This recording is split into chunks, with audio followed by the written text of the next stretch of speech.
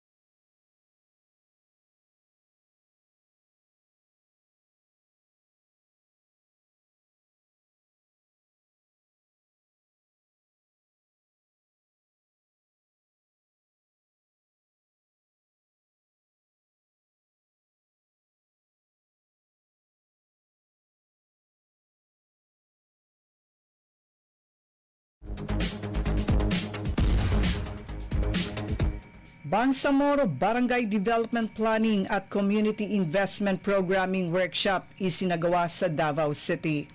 mas pinaigting ng Ministry of the Interior and Local Government sa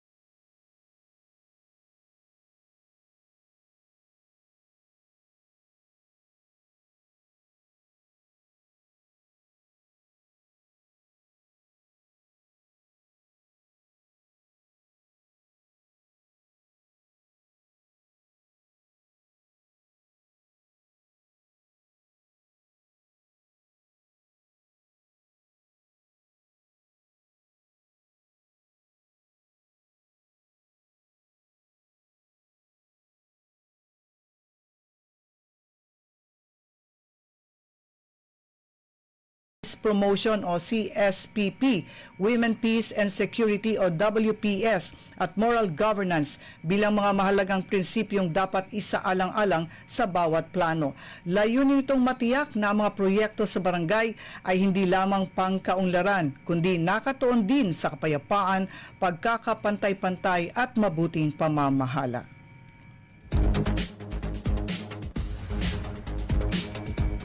MILG hinamon ang mga lingkod bayan na maging truth warriors sa panahon ng AI.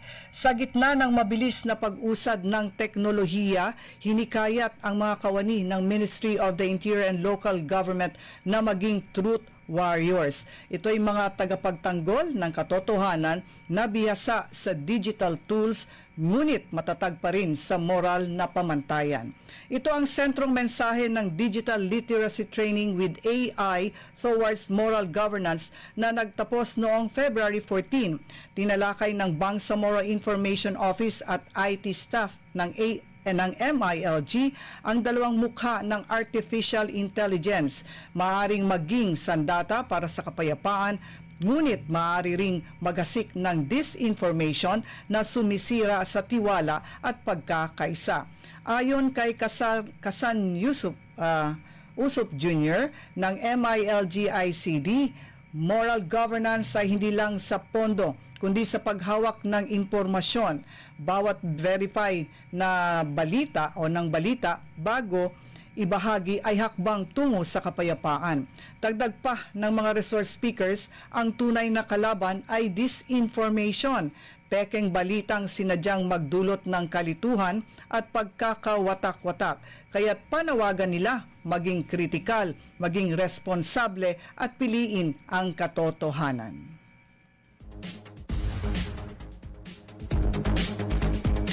MILG Maguindano del Sur FPO nanguna sa interfacing sa mga lokal na opisyal.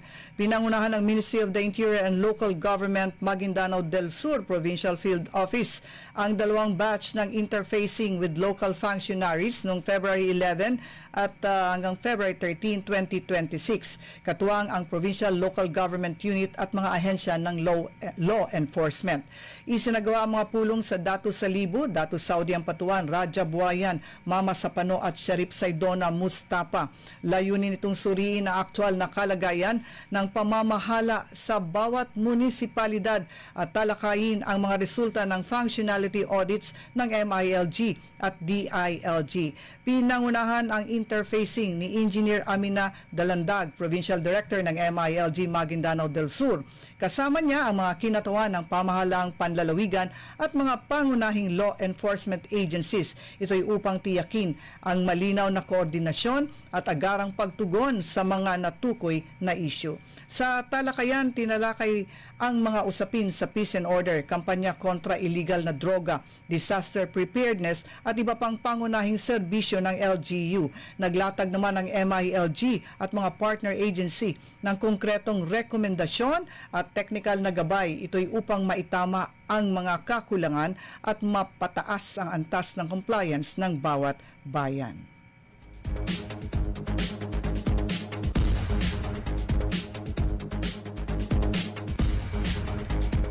Relief assistance para sa mga biktima ng sunog sa Barangay Lamyon.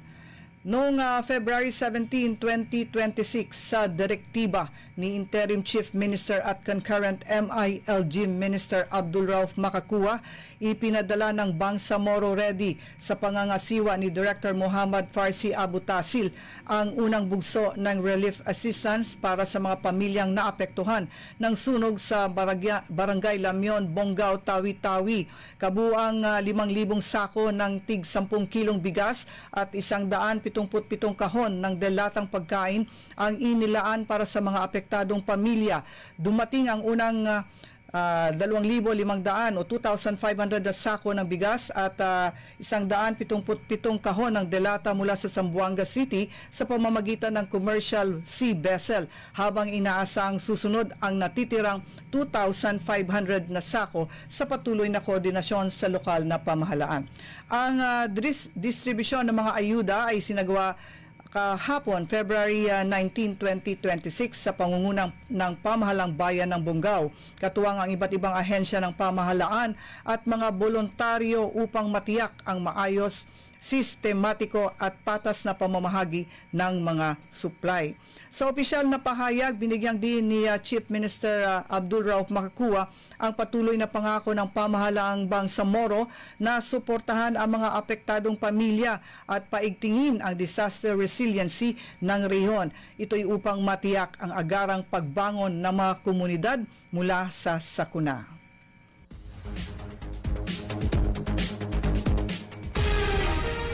BARM, mas pinaigting ang kahandaan sa sakuna.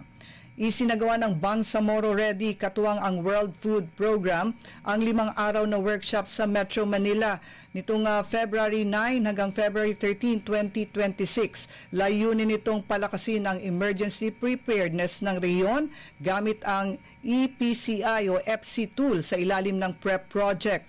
Dumalo ang mga kinatawan mula sa MILG BARM, Ministry of Health at iba't ibang DRRM offices. Bukod sa talakayan, nagsagawa rin ng learning visit sa Pasig at Pasay upang matutunan ang makabagong sistema ng disaster response.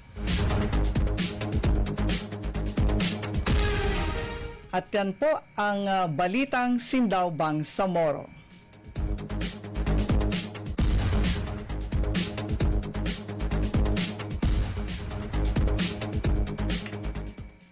Assalamualaikum warahmatullahi wabarakatuh. Isang magandang Biyernes po ng gabi sa ating mga tagapakinig at tagapanood ng Sindaw Bangsamoro. Kumusta ho kayo? Siyempre kami muling nagbabalik after po ng ilang episodes na medyo kami ay may inayos lang na technical at nakapagpahinga ng konti. Pero nagtrabaho din ho kami. At siyempre nagbabalik ang Sindaw Bangsamoro upang ihatid ang mga napapanahong kaganapan sa Bangsamoro Government, particular na sa ating Ministry of the Interior and Local Government. At kanina, ang dami ho nating balita. Hindi lang ho yan, madami pa po. Pero hindi na ho tayo magkakasya ngayong gabi sa mga balitang yan. At ito nga ay nakasentro doon sa mga pagpapatupad ng mga programa at proyekto ng ating Ministry of the Interior and Local Government. Siyempre, tinitiyak po ng ating Ministry of the Interior and Local Government na yung ating mga lokal na pamahalaan ay sumusunod sa kanilang mandato. Ano po ba yun? Isulong ang malinaw at tapat na pamamahala. Kung kaya't sa Ministry of the Interior and Local Government, governance matters.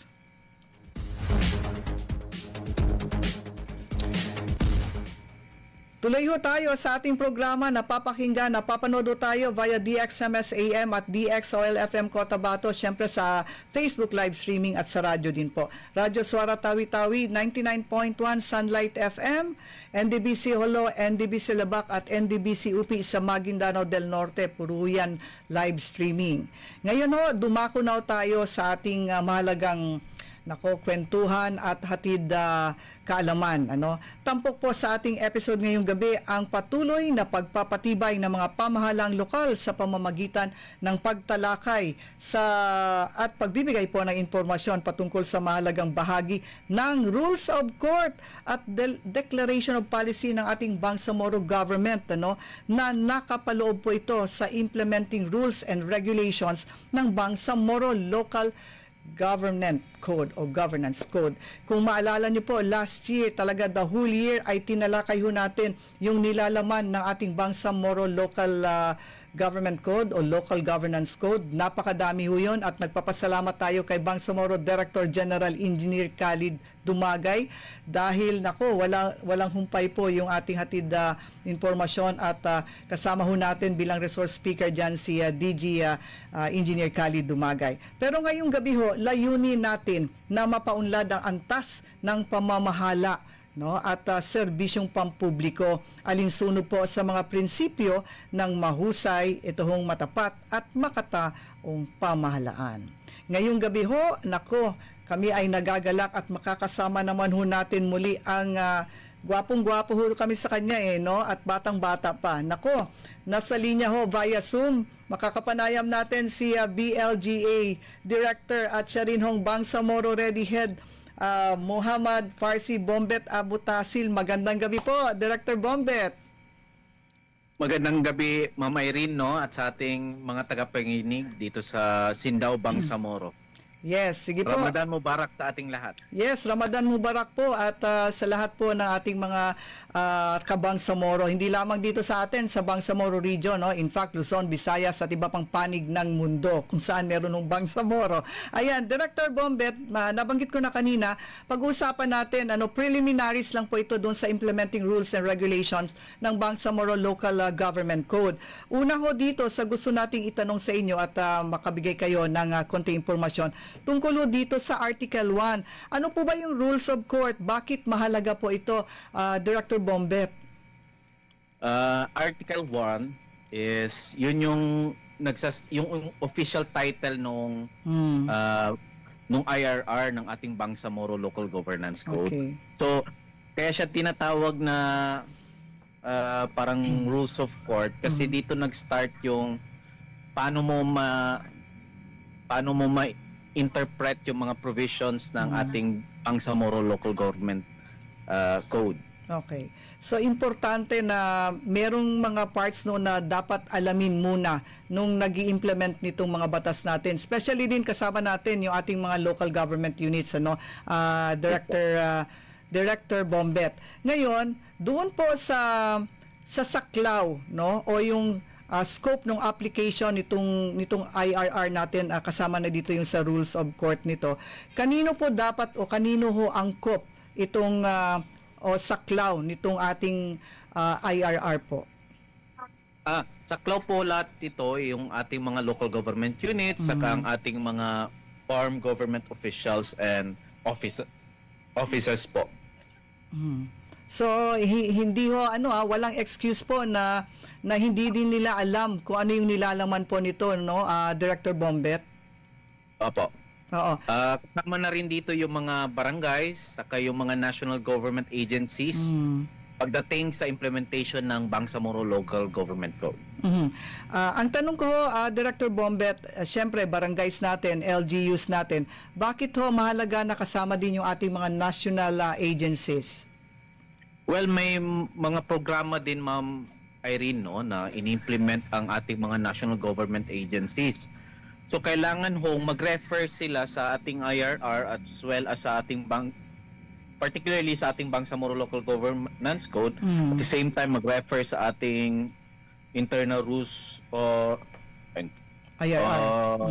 IRR natin para malaman nila kung ano yung applicable na modality dito sa atin, ano ang gagawin na dito sa atin.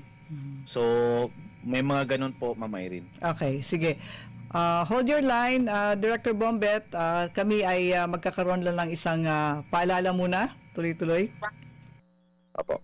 Ang Operation Listo ay isang pambansang pagkilos na naglalayong maipaabot sa bawat Pilipino ang kahalagahan ng paghahanda, kaakibat ang iba't ibang aksyon na gagawin bago, tuwing at pagkatapos ng kalamidad.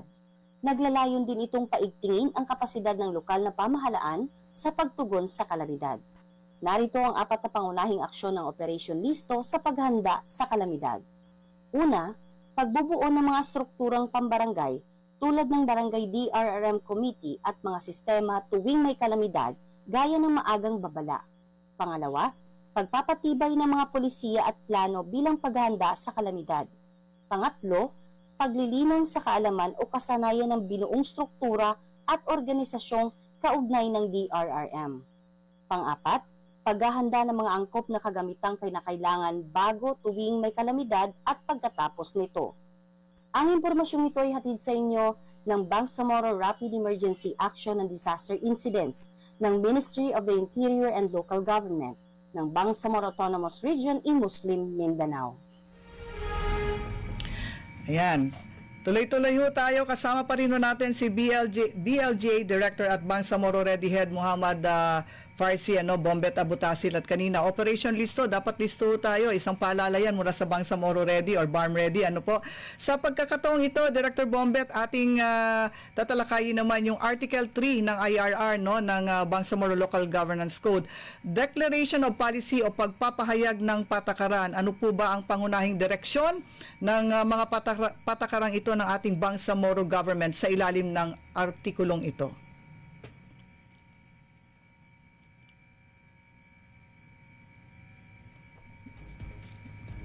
Go ahead, Director. Wala siyang audio. No audio, no audio. Hello? Yes, go ahead Yan. po. That is the core policy direction of the Bangsamoro government is to ensure local autonomy po. Ayun. So, very straight lang yung sagot natin doon, Director. Sige. Ano po yung prinsipyo natin ng pamamahala and batayan ng patakarang ito? Central pa rin ho dito yung discussion natin sa moral governance. So, yun po yung prinsipyo ho natin. So, dapat na yung ating mga opisyal sa Bangsamoro Region, mula po dito sa regional government down to the barangay, ay alam ho yung ganitong prinsipyo natin. Kaya nga meron tayong Sindaw Bangsamoro ito yung purpose natin na pagpapalagana po kung anong ibig sabihin ng ating mga batas dito sa Bangsamoro Region. Director Bombet, ayan, baka ho meron tayong gustong idagdag, Director Bombet, kasi tuloy-tuloy ho tayo at magiging suki kayo ng Sindaw Bangsamoro para dito sa promotion natin o pagpapalaganap ng nilalaman ng implementing rules and regulation ng ating BLGC. Director Bombet, bago tayo magtapos, may mensahe po ba tayo para sa lahat? Ang salamat, Ma'am Irene, sa always na pag-imbita dito sa atin sa inyong programa sa Sindaw Bangsamoro. Sa ating mga tagapakinig, maraming salamat sa inyong patuloy na pagtitiwala sa Sindaw Bangsamoro, sa MILG, sa BARM Ready, sa Bangsamoro Local Government Academy, at sa pagtuloy na pagsusuporta sa ating punong ministro sa katauhan ni Abdurrauf Makakua. Ramadan Mubarak sa ating lahat. Sana ho ay mapayapa at maayos ang ating pag-ayuno ngayong buwan. Maraming salamat, Ma'am Irene. Ayan, maraming salamat po muli, Director, siyempre, Bangsamoro Ready Head and BLJ Director Muhammad Farsi Bombet Abutasil. Pero hindi dito magtatapos po yan. Next week ho, talagang, iistorbohin ho namin si Director Bombet para dun sa ating mga additional information on the IRR. Tuloy-tuloy ho tayo. Magbabalik ang Sindaw Bangsamoro pagkatapos ng paalala. Tuloy-tuloy ang talakayan para sa mas maunlad na Bangsamoro Autonomous Region dito sa Sindaw Bangsamoro.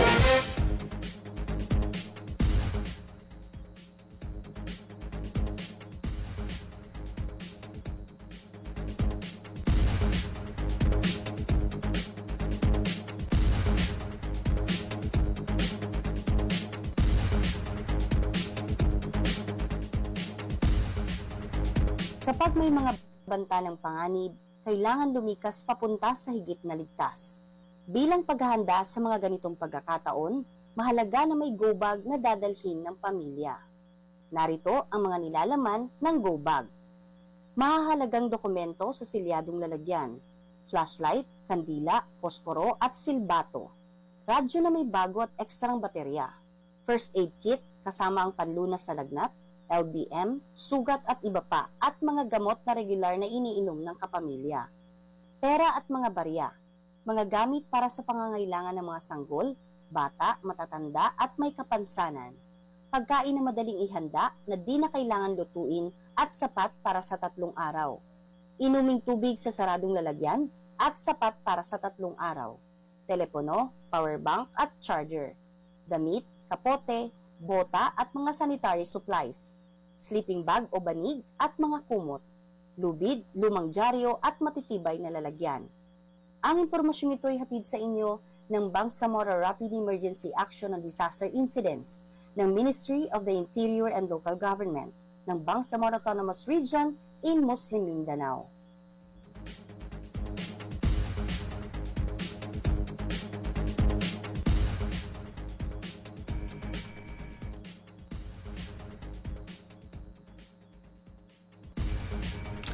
Ayan, tuloy-tuloy ho tayo sa ating programa ngayong gabi. Maraming salamat po. Sige, ano na lang ha, magpapa-shoutout na muna ho tayo dito sa ating mga nakamonitor sa ating live streaming bago tayo dumako sa ikalawang bahagi ng ating programa ngayong gabi. Magandang gabi kay Lams, Lams Kalumbang. Hello, Suara Tawi-Tawi.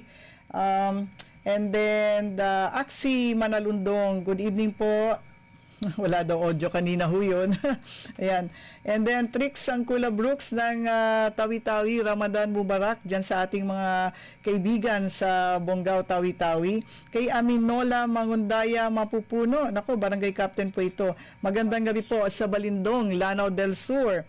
Magandang gabi din sa isa sa aking mga anak. Nako, hindi inaanak ha. Najib Nava ng Menre. At kay Abdullah Matukan ng MFBM, magandang gabi. Najib Diron, hello Najib, Ramadan Mubarak.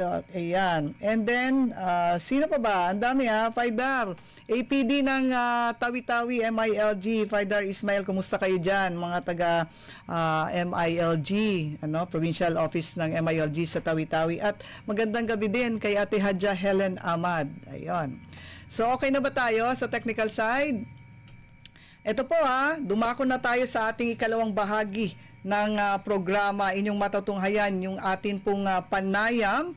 Panayam ho natin ngayon sa mga local officials mula sa Ditsaan Ramain, Lanao del Sur. Ibabahagi ang mga programang naipatupad at mga ordinansang naipasa na nagbunga po ng maayos at nagkaroon ng maunlad na komunidad dyan sa Ditsaan Ramain. Tampok din dito ang ating mga best practices sa local governance na kinilala at pinuri ng mga mamamayan nila dyan sa Ditsaan Ramain. At syempre kapag meron na tayong mga LGUs na talagang sumusunod ho doon sa mandato nila, tiyak ho yan ay magkakaroon ng pagkilala ang mga yan doon sa kanilang mga nagawa patungkol ho sa tamang pamamahala o yung ating local governance. Ngayong gabi ho kasama natin via Zoom si Salahuddin, Brad Ramboy Lukman II, Municipal Local Government Operations Officer ng Ditsaan Ramain, Lanao del Sur. Magandang gabi sa iyo. Audio natin. Mahina ba? Yes, lakasan mo ng konti. Sige. Hello? Yes, Ayan. loud and clear. Okay na? Okay. Sige, so, yun nga, good evening, Sis Irene, and to all our mga listeners, and Ramadan Mubarak. Yes, Ramadan Mubarak po. At ito yung ating sentro ng talakayan na nabanggit na natin kanina, ano. Napakalaki o napakahalaga ng papel ng ating Ministry of the Interior and Local Government dahil ito yung may overall supervision sa ating mga local government units at meron ho tayong Municipal Local Government Operations Officers na itinalaga po sa lahat ng ating mga munisipyo, no, municipalities po natin sa BARM para tumulong na magbigay ng technical assistance sa mga LGUs natin para ho tumaas yung antas ng kanilang lokal na pamamahala. Dahil kasama ho natin ngayong gabi si Salahuddin, si Brad Ramboy Lucman II, no, ng Ditsaan Ramain. Tanungin ho natin siya, kumusta yung trabaho niya bilang MLGO, lalo't ang trabaho ay mag-provide ng technical assistance sa kanyang LGU. So far, as usual, very fulfilling yung ating trabaho, no, bilang Municipal Local Government Operations Officer, lalo na ngayon sa current assignment ko na first termer yung aking municipal mayor, and talaga namang very, very active. Okay. So, aside from medyo challenging siya kasi nga pag first term maraming kailangan gawin, Okay. nagiging fulfilling din kasi yun nga, every time may ginagawa ka, nag-i-effect ng maganda sa community.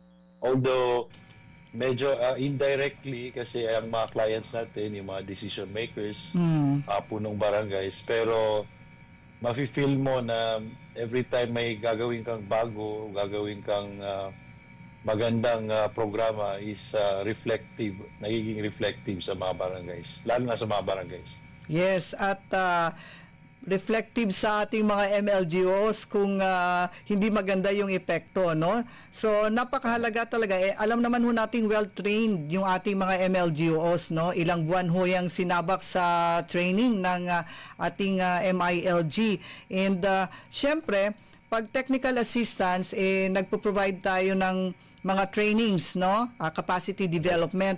Baka pwede nating i-mention, Brad Ramboy, ano yung mga trainings na naipatupad natin dyan at natuto ba, no? Ano yung naging impact nito sa ating mga local officials? So last year, nag-conduct tayo ng POPs planning workshop. Of course, with the help of our cluster team, tinarget namin yung aming cluster 5 that composed of Wao, Amay Manabilang, Budipuso Buntong, Ramain at saka Bubong and Bubong and Ditsan Ramain. So yun nga, naging updating ito, yung iba updating and formulation. So hopefully sa itong coming days, meron na namang bago na ikakandak with the assistance of provincial office under the leadership of Provincial Director Kadir Indar. Sa 24 may gagawin na naman na workshop on comprehensive development planning. So tuloy-tuloy ito lang yung mga majors sa mga plans, pero of course iba pa yung day-to-day na assistance, yung mga kahit ano, yung trabaho kasi natin hindi limited sa kung ano lang yung nasa job description. Yes. Halos lahat tinatanong sa atin. So, yun muna for now. Okay. So, at least naman yung ating mga LGUs ay responsive, no?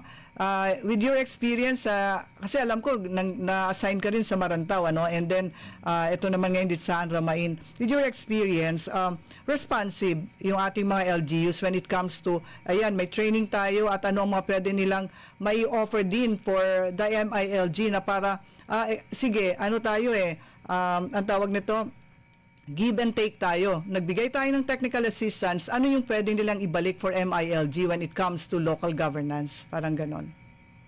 Of course, our hope, ang hope natin is yung mga technical assistance natin is, yun nga, sabi ko kanina, mag-reflect sa mga communities. So, yung mga plans magiging ma-put into action, so maging programs talaga. So far naman, for example, in terms of peace and order, kasama sa priority ng ating butihing mayor, yung pagpa-enhance ng yung Okay. mga police multipliers, yung mga visibility na. For example, yung BPAT. So Okay. may mga uh, on the pipeline na ng mga projects sa mga BPAT outpost na maganda, mga governance operation center na kasama sa kanyang development programs. Tapos maliban pa dyan, ang ating DRRMO is very active in giving mga life support, mga trainings. Okay. So halos lahat ng barangays tinarget nila. So aside from that, lahat ng programs natin, as you said, they are very cooperative, no? Lahat ng binigay natin na programs and trainings is nag-participate naman sila. Okay. Sige. Tungkol naman sa tungkol sa best practices kasi doon sa mga past interviews natin with MLGOs, talagang binigyang din natin ito na ano ba ang pwedeng i-highlight na ating mga LGUs when it comes to best practices kasi napakaraming trainings na tayo na ginawa, and in fact pagka tapos na mahalal ng ating mga LGUs, 'di ba, yung mga officials natin na tumakbo sa halalan, and kaagad sinabak sa yung Bineo, 'di ba? Bibineo, tama ba ako noon? Ganon. So, ibig sabihin may na-orient na sila on the process ng local governance. So, ano yung mga best practices nung sila imupo na and towards their term, meron silang siguro gustong mas mapalakas o mapaigting ang kampanya nila sa ganitong klaseng mga local governance na programs and projects nila. So as I mentioned earlier, aside from dun sa efforts on improving the peace and order situation ng Yes. ating municipality, ang isa kasi last year kasi, ang nadatnan mo is yung mga plans, yung mga tinuloy mo, ano yung kinontinue mo yung program ng past administration. So Yes. this year, yan na yung sayo. So as early as ngayong February, may I think na-share ko sa iyo yung starting February 23, sunod-sunod yung programs namin sa munisipyo for the Ramadan. So hopefully this will boost local tourism, no? Kasi una, may arc lighting display tayo na may 1 kilometer stretch. So I think yan na yung isa or if not pinakamahaba na Ramadan light or Lights. arc lighting. So tapos of course yung usual, may fireworks display, Yeah. and then Quran reading contest, may mga bazaars that will hopefully boost naman yung mga local economy. And yun, sunod-sunod na yan. So in terms of best practices, innovative practices ba kamo o yung best practices lang? Pwede rin innovative practices and best practices kasi karamihan din tinatanong natin like revenue generation, kumusta ang Ditsan Ramain kasi malaking tulong yan sa LGU operations Kasama yan sa focus ng ating mayor kasi ang gusto niya maging first class municipality ang Ditsan Ramain. So parts ng kanyang program is mag-establish ng public market na meron ding halal slaughterhouse. Okay, wow. And nag-identify na siya ng mga pwedeng areas for commercial space na malapit lang din sa inallocate niya na municipal government center. So sa ngayon lahat nasa plan pero continuous na paunti-unti kung ano yung kaya ng municipal government ginagawa nila, like for example yung pag-secure ng lot, tapos yung paglalabi for mga municipal government centers. Hopefully ang target niya is before yung end ng term niya is lahat yan masimulan na. And yun nga, doon din sila nag-ask ng tulong sa atin, no, lalo na sa ating chief minister na baka pwede lalo na yung municipal hall, no, baka Ayun. masama sa development project ng ating Chief Minister. Ayun, I hope narinig yun, ano, Dramboy. So wala pang talagang municipal hall na galing mismo sa ating MILG. Napakaganda pa naman nung strukturang yan. Sige, matanong ko na lang din dahil yung ilan pa sa mga innovative practices natin, no, sa LGU, and yung transparency and accountability natin, yung paggamit ho natin nung ating mga pondo at yung sinasabi ho nating full disclosure policy na ito ini-implement o pinapatupad natin lalo sa ating mga local government units. Brad Ramboy, go ahead. Our municipal government is very compliant sa ating full disclosure policy, no. In fact, isa ang municipal government of Ditsan Ramain sa mga awardees ng Seal of Good Financial Housekeeping. So, I believe testament na yun na Yes. yun nga, they are in a good financial capacity. Aside from that, yun nga, yung 20% development fund natin, pinabid ng mayor for talagang may paglalagyan na maganda for the Okay. municipality. Magandang marinig po yan na ginagamit talaga yung pondo para kung saan siya naka-budget, di ba? Kasi meron tayong for salaries and all, operating expenses, and syempre ang ating mga ang ating mga local government units sa pamamagitan ng ating Ministry of the Interior and Local Government talagang sinusunod na ho yan. Pero kailangan din ho nating tanungin at may mga audit din na ginagawa ang ating regional office para matiyak na sumusunod po yung ating mga lokal na pamahalaan, no, sa kanilang mandato. Brad Ramboy, hold your line. Magkakaroon lang muna ho tayo ng isang paalala. Magbabalik po ang Sindaw Bangsamoro. Tuloy-tuloy ang talakayan para sa mas maunlad na Bangsamoro Autonomous Region dito sa Sindaw Bangsamoro.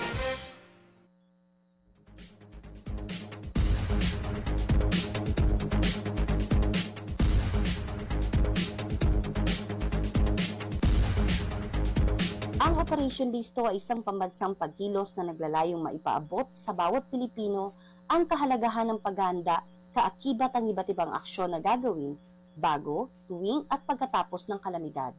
Naglalayon din itong paigtingin ang kapasidad ng lokal na pamahalaan sa pagtugon sa kalamidad. Narito ang 4 na pangunahing aksyon ng Operation Listo sa paghahanda sa kalamidad. Una, pagbubuo ng mga strukturang pambarangay tulad ng Barangay DRRM Committee at mga sistema tuwing may kalamidad gaya ng maagang babala. Pangalawa, pagpapatibay ng mga polisiya at plano bilang paghahanda sa kalamidad. Pangatlo, paglilinang sa kaalaman o kasanayan ng binuong struktura at organisasyong kaugnay ng DRRM. Pang-apat, paghahanda ng mga angkop na kagamitang kinakailangan bago, tuwing may kalamidad at pagkatapos nito. Ang impormasyong ito ay hatid sa inyo ng Bangsamoro Rapid Emergency Action and Disaster Incidents ng Ministry of the Interior and Local Government ng Bangsamoro Autonomous Region in Muslim Mindanao.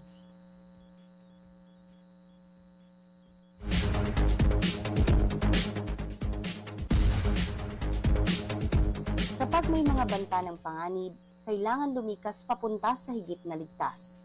Bilang paghahanda sa mga ganitong pagkakataon, mahalaga na may go bag na dadalhin ng pamilya. Narito ang mga nilalaman ng go bag.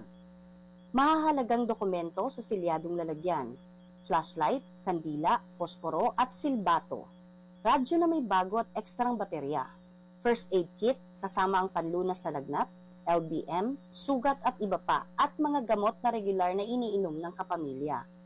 Pera at mga barya, mga gamit para sa pangangailangan ng mga sanggol, bata, matatanda at may kapansanan.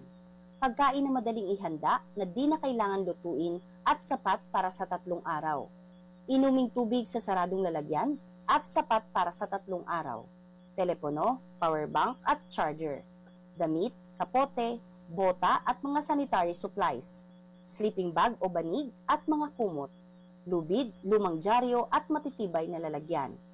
Ang impormasyong ito ay hatid sa inyo ng Bangsamoro Rapid Emergency Action and Disaster Incidents ng Ministry of the Interior and Local Government ng Bangsamoro Autonomous Region in Muslim Mindanao.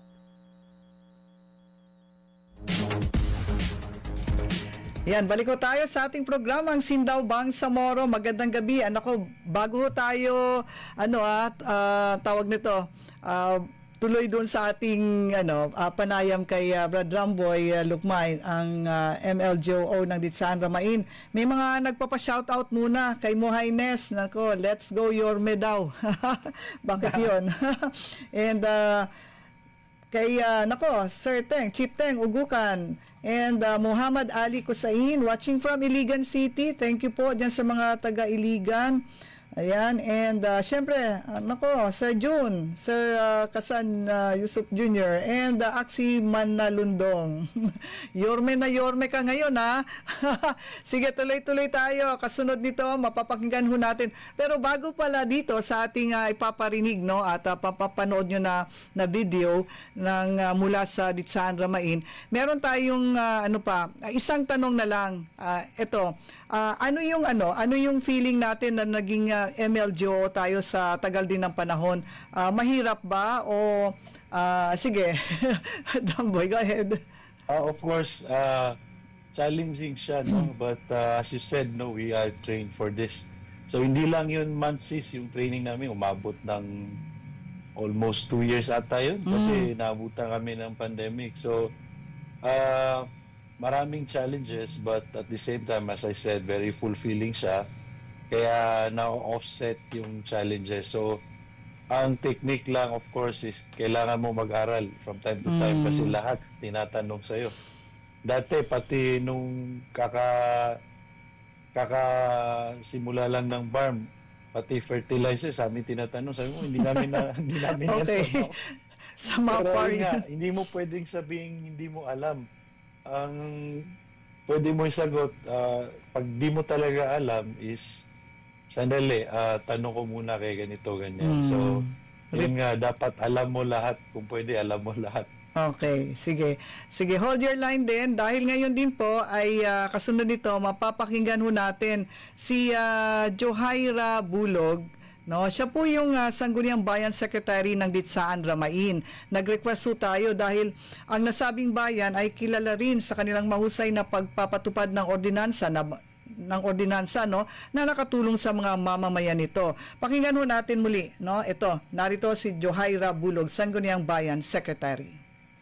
Assalamualaikum warahmatullahi wabarakatuh. I am Johaira Puan Bulog, the Sangguniang Bayan Secretary of the Municipality of Ditsan Ramain. So as to the legislations that has been impact in the governance and lives of the Municipality of Ditsan Ramain, we choose 3 ordinances. So first, an ordinance adopting the Solid Waste Management Code of the Municipality of Ditsan Ramain. The primary objectives of Solid Waste Management Code are to protect human health and the environment by reducing, reusing, recycling, and properly disposing of waste. It aims to minimize landfill reliance, promote sustainability, lower costs, and prevent pollution of land, air, and the lake. So just to give you an overview, the municipality of Ditsan Ramain is a watershed land, which is generally not an ideal location for a dam site because it poses significant risk to water quality, aquatic ecosystem, and human health. So the tenure of this ordinance is the proper use of material recovery facility, which is a specialized waste sorting and recycling system that receive, separates, and prepare recyclable materials for marketing to end users. So what is the process of the implementation of this ordinance? Under Chapter 12, particularly Section 27 of this ordinance, it provides that the municipal government in cooperations with other government agencies shall conduct a massive public awareness to inform and instruct the people and communications with the stakeholders on matter relatives to the implementation of this code. So just to give you a summarize to the implementation of this code, number 1 is the public consultations among 35 barangays, the designated Ministry of the LGU, the Office of the Sangguniang Bayan, and other line agencies, and the office of the municipal mayor. So after that, meron din po tayong pagbibigay ng MRF facility sa ating 35 barangays to really ensure the implementation of this code. We have also our cleanup drive. Meron din po tayong Bantay Lawa indicated in the ordinance, and the last one is the Linis Ko Tapat Ko, which is regularly conducted by 35 barangays. So the next ordinance that has big impact in the governance and life of the LGU or the municipality of Ditsan Ramay is the ordinance prohibiting gambling and other illegal gaming in the municipality of Ditsan Ramay. This ordinance enacted to comply with the provision of Republic Act 9287 or the Anti-Legal Gambling Law. So ang implementation po ng ordinance na ito was it will start with the public consultations again among 35 barangays, the local PNP, the members of the Peace and Order Council, and other concerned agencies to discuss the implementation of this ordinance. So, after the public consultations, magkakaroon po tayo ng validations. Validations to those suspected areas na meron pong mga illegal gambling, particularly yung cockfighting. So, magkakaroon po tayo ng validation. Then after validation is the operation to formally close the area used for gambling and other illegal gaming. So just recently, Ayan, saglit na ho nating pinuputol yung ating siyempre pinadalang video at tungkol sa mga ordinansa po ito na naipasa ng nasabing bayan. Dahil gusto na ho nating iparinig pa ho sa inyo itong mula sa barangay naman, isa sa mga barangay dyan sa Ditsan Ramain. Alamin ho natin mula kay Norolay Saadyong, punong barangay ng Bayabaw Ramain, kung paano nakikipag-ugnayan ang BLGU sa komunidad sa pagpapatupad ng kanilang mga programa kaugnay ng kapayapaan at kaayusan. Auzubillahi minasyaitanirrajim. Bismillahirrahmanirrahim. Assalamualaikum warahmatullahi ta'ala wabarakatuh. Ako po, si Nurulaisa Sulaiman Adyong, ang punong barangay ng Bayabaw, Detsaan, Ramain, Lanao del Sur. Bilang punong barangay, mahalaga po sa amin kung paano namin inaayos at pinananatili ang kapayapaan at kaayusan sa aming komunidad. Una po sa lahat, may aktibo kaming lupong tagapamangka. Ang lupong na ito ang unang tumutugon sa mga minor na alitan sa sigalot sa loob ng barangay. Kapag may reklamo, agad po namin ipinapatawad ang magkabilang panig, pinakikinggan po namin sila ng maayos, patas at may paggalang. Ang proseso po namin ay dialogo muna. Inaalam ang ugat ng problema, saka po namin hinihikayat ang maayos na pag-uusapan at pagkakasundo. Hindi po agad pinapalaki ang layunin po namin na marisolba ang problema sa antas ng barangay upang maiwasan ang mas malalang alitan. Mahalaga rin po ang papel ng aming Islamic leaders at traditional leaders. Kasama po sila sa pagpapayo at paggabay lalo na sa mga sensitibong usapin. Malaki po ang naitutulong nila dahil may respeto at tiwala ang komunidad sa kanilang busis at karunungan. Bagamat isa po ang aming barangay sa mga low-income constituent ng Detsaan Ramain, sinisikap po namin mapanatili ang maayos at tahimik na pamayanan. Kapag may problema, hindi po namin pinapatagal, inaaksyonan agad. Ipinagmamalaki rin po namin na ang Bayabaw ay isang drug-cleared barangay. Mahigit po ang aming pagbabantay at patuloy ang information drive laban sa illegal na droga. Katuwaan ang aming mga tanod at ang buong komunidad. Bukod dito, lagi po akong nakikipag-ugnayan sa aming LGU at PNP. at sa iba't ibang ahensya ng gobyerno upang agarang matugunan ang anumang banta sa kapayapaan at kaayusan. Naniniwala po kami na ang kapayapaan ay bunga ng kooperasyon, tiwala at sama-sama pagkilos. Sa huli, ang aming layunin ay isang barangay na ligtas, tahimik at may pagkakaisa kung saan ang bawat isa ay may busis at may respeto sa isa't isa. Maraming salamat po. Ayan, maraming salamat po kay punong barangay Noro Liza Adyong ng Barangay Bayabaw, Ramain. Okay, Brad Ramboy, mensahe natin sa ating mga listeners and syempre viewers po natin ngayong gabi, napakarami nila at tinatawag ka na nilang Yorme. Go ahead, 1 minute. You have 1 minute. Audio. Una, gusto ko i-address yung Yorme po. Hindi po ako mayor, isa po akong MLGO. Yorme po ako ng batch namin sa training. Okay. Kaya po yung mga MLGOs at yung ba yung mga makilala sa akin na nasa ministry is Yorme ang tawag sa akin. Okay. Tapos, yung mga nasa Lanao del Sur and Marawi City, kung may oras kayo, baka gusto nyo bumisita sa Municipality of Itsan Ramain, ma-witness nyo at aming mga arc lighting at saka Ramadan Fair. So nightly po yan.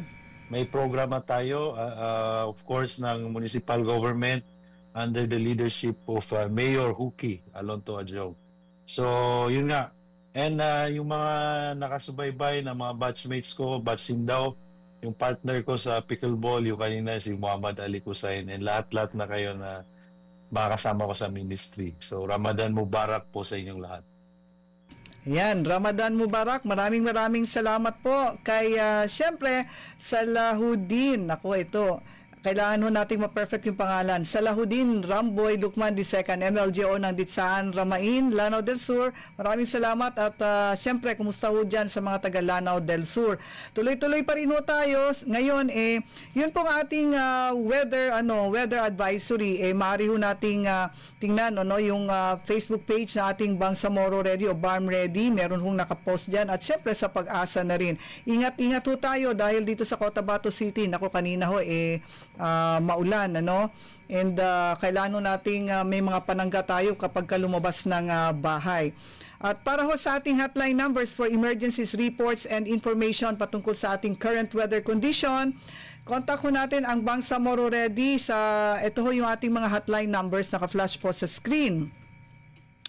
Globe 0966-301-8777, Smart 0939-339-5221, Radio Frequency 142.800 at 170.125 MHz. Bago tayo magtapos, maraming salamat po sa panunod kay Ash Dilangalen Ayob at yung mga nakamonitor ho sa atin dyan sa ating Facebook live streaming at syempre sa DXMS AM at DXOL FM Cotabato. Dito po nagtatapos ang ating Friday episode ng Sindaw Bangsamoro ngayong araw, alam na ho natin, February 2026. Muli po ang aming imbitasyon sa inyong lahat na makinig sa DXMS AM at DXOL FM Cotabato at sabayo kaming panoorin sa kanilang Facebook live streaming at sa Facebook page po ng ating Ministry of the Interior and Local Government BARM, sa Radyo Swara Tawi-Tawi 99.1 Sunlight FM, NDBC Holo, NDBC Lebak at NDBC UP Maguindanao del Norte. Sa kanila pong mga Facebook page din po yan. Tuwing Webes at Biyernes po tayo, alas 6 hanggang alas 7 ng gabi. Pero kami ngayon ay nagkaroon ng extension. And please po i-like and follow natin and share ang Facebook page ng MILG para ho makatulong tayo sa pagpapalaganap ng impormasyon, lalo't nakasentro ito sa lokal na pamamahala. Pinasasalamatan na po natin ang bumubuo ng ating MILG mula kay Deputy Minister Eddie Ali, kay Dr. Tumanda Antok, Special Assistant to the Minister, Bangsamoro Director General Engineer Khalid Dumagay, Director Fozia Roman Cap Abdullah, siyempre kay Director Attorney Marvin Mukamad, Director Attorney Attorney Falea Aliudin, sa ating mga division heads, kay Ma'am Cecilia Pelobilio, Johaina Abdullah, Michael Lagilay, Arkan Ali, Abdurrahman Kara, Jamil Abdullah, Engineer Abibas Sarsali, Engineer Teng Ugukan, Attorney Asmira Diego Pangadapon, yung legal officer ho natin sa MILG, kay Chief Kasan Yusuf Jr. ng ICD, MILG ICDT, maraming salamat kay Alnor, kay Alinor, kay Hamza at kay Morodi, and kay Ate Hadja Helen Ahmad, at yung kasama rin mo natin si Dato Aljami Gani, yung ating visual editor. Sa planning team, maraming salamat po kay Minaira, and sa ating MILG Provincial Directors, Engineer Amina Dalandag, Tarhata Balading, Kader Indar, Radia Ahmad, Gulasama Sapayani, Emily Kadiri, at ng Sulupuyan, at BLGA Director Muhammad Farsi Abutasil at siya ring Bangsamoro Readyhead. Maraming salamat din po kay Engineer Manny at kay Nas sa pamumuno po ni Chief Minister at concurrent MILG Minister Honorable Abdul Rauf Makakua. Patuloy po ang ating hakbang tungo sa mas matatag, mas inklusibo at mas makatarungang Bangsamoro. Hanggang sa muli po, ito ang inyong lingkod, Irene Fernandez Gonzalez, para sa Sindaw Bangsamoro. Shukran, wassalam. Sindaw! Sindaw! Sindaw! Bangsamoro! Isang programa ng Ministry of the Interior and Local Government na nagbibigay liwanag sa mga usaping pinakamahalaga sa Bangsamoro. Tuklasin ang mga kwento ng governance, local government initiatives at community programs na tunay na nagpapaunlad sa Bangsamoro. Makinig sa makabuluhang talakayan kasama ang ating mga lider, eksperto at mga tagapagpatupad ng serbisyo publiko sa Bangsamoro Government. Tatalakayin ang mahahalagang batas, pulisiya at ihahatid ang pinakabagong balita tungo sa mas matatag, mas transparent at mas inklusibong rehiyon. Sindaw! Bangsamoro! Tinig! Talino at tuwid na serbisyo para sa Bangsamoro. Mapapakinggan sa DXMS AM, DXOL FM, Radyo Suwara Tawi-Tawi, 99.1 Sunlight FM, NDBC Hulo, NDBC Libak at NDBC UPI Maguindanao del Norte tuwing Huwebes at Biyernes mula alas 6 hanggang alas 7 ng gabi. Sindaw! Sindaw! Bangsamoro! Sindaw! Bangsamoro!